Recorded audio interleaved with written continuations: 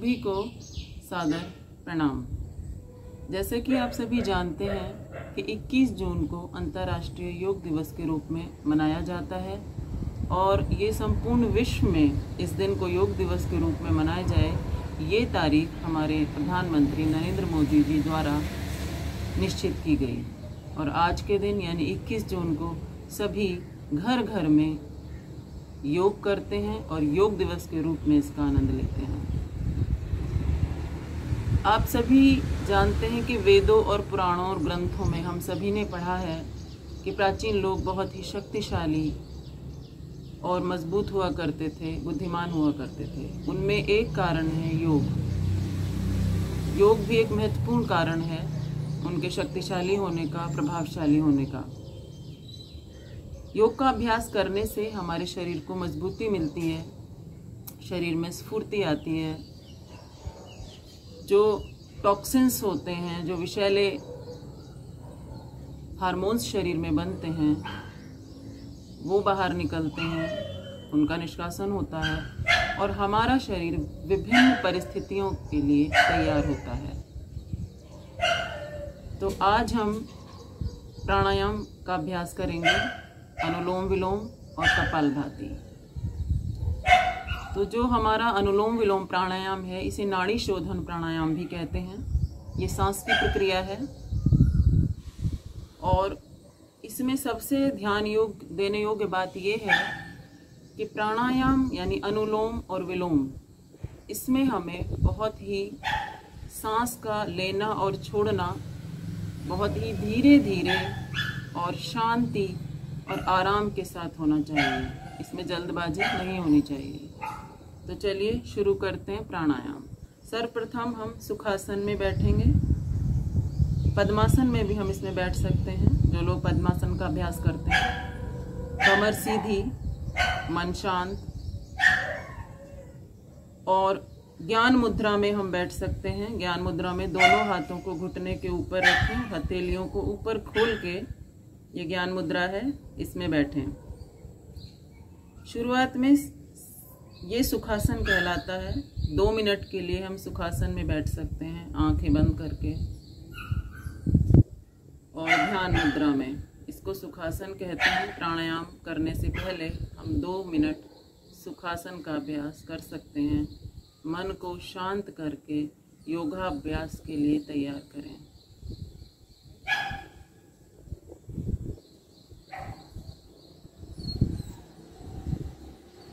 आज हम अभ्यास करेंगे अनुलोम विलोम प्राणायाम। इसको नाड़ी शोधन भी कहते हैं और ये सांस की प्रक्रिया है, सांसों का आयाम है, सांस लेना और छोड़ना। इससे क्या होता है कि शरीर में भरपूर ऑक्सीजन हमारे फेफड़ों तक पहुंचती है और जो गंदी वायु है अंदर रुकी हुई, वो बाहर आती है और शुद्ध ऑक्सीजन शरीर के अंदर पहुंचती है, प्रवेश करती है और शरीर स्वस्थ होता है। तो आइए शुरू करते हैं। सर्वप्रथम बाईं नासिका से श्वास लेंगे और उस सांस को 4 की गिनती तक अंदर लेंगे। 16 की गिनती तक उसको अंदर रोक के रखेंगे और फिर 6 या 8 की गिनती तक बाहर छोड़ेंगे। तो आइए शुरू करते हैं।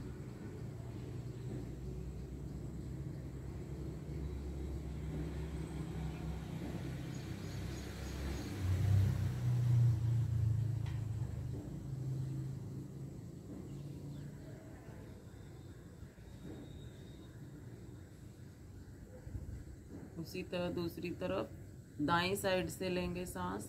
4 की गिनती तक सांस को अंदर लेंगे, 16 की गिनती तक रोकेंगे।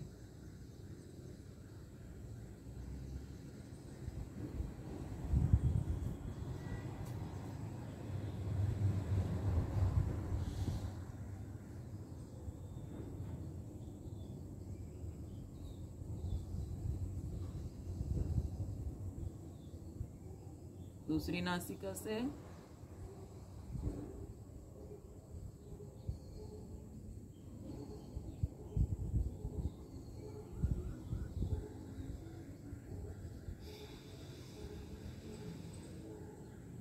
फिर से दूसरी नासिका से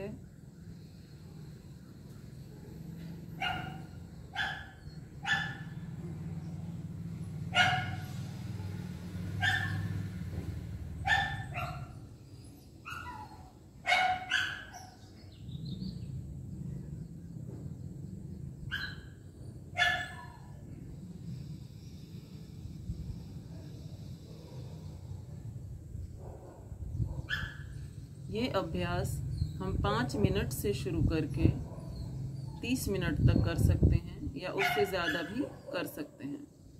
शुरुआत में हम इसको 5 मिनट ही कर सकते हैं।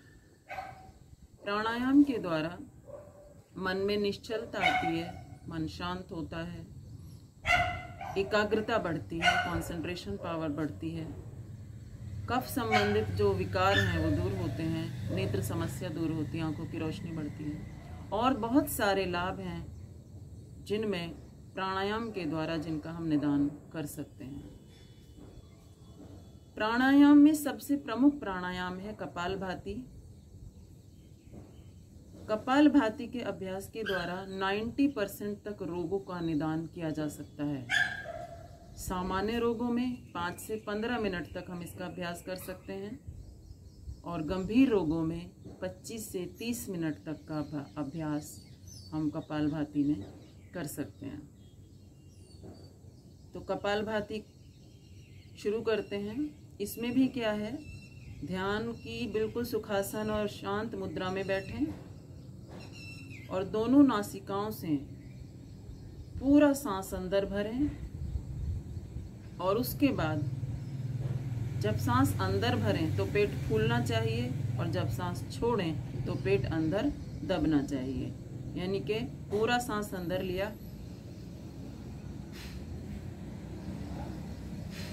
तो इसी प्रक्रिया को हम बार बार करते हैं जिसे हम कपालभाति कहते हैं। तो सर्वप्रथम ध्यान की मुद्रा में बैठें, आंखें बंद करें, कमर सीधी और शरीर को ढीला छोड़ दें।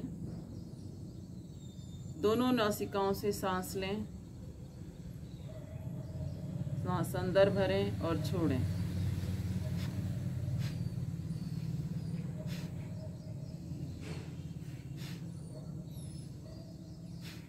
इसी प्रक्रिया को फिर जल्दी जल्दी करें। शुरू में 30 बार करें, उसके बाद 100 बार, 200 बार या 500 बार तक भी हम इस प्रक्रिया को कर सकते हैं। तो चलिए शुरू करें। सांस दोनों नासिकाओं से पूरा अंदर भरें,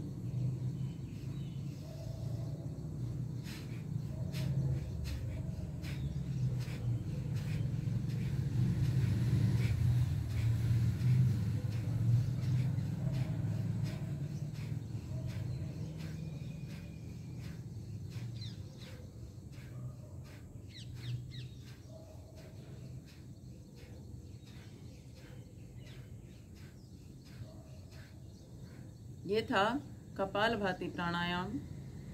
कपालभाति प्राणायाम के बहुत अनेकों लाभ हैं, यानी कि प्रमुख प्राणायाम ये माना जाता है।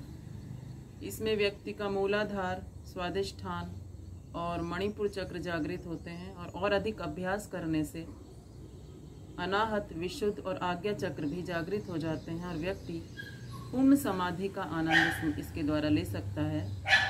और कपालभाति के द्वारा व्यक्ति आध्यात्मिक उपलब्धियों को भी प्राप्त कर सकता है, क्योंकि इस अभ्यास के द्वारा व्यक्ति की शारीरिक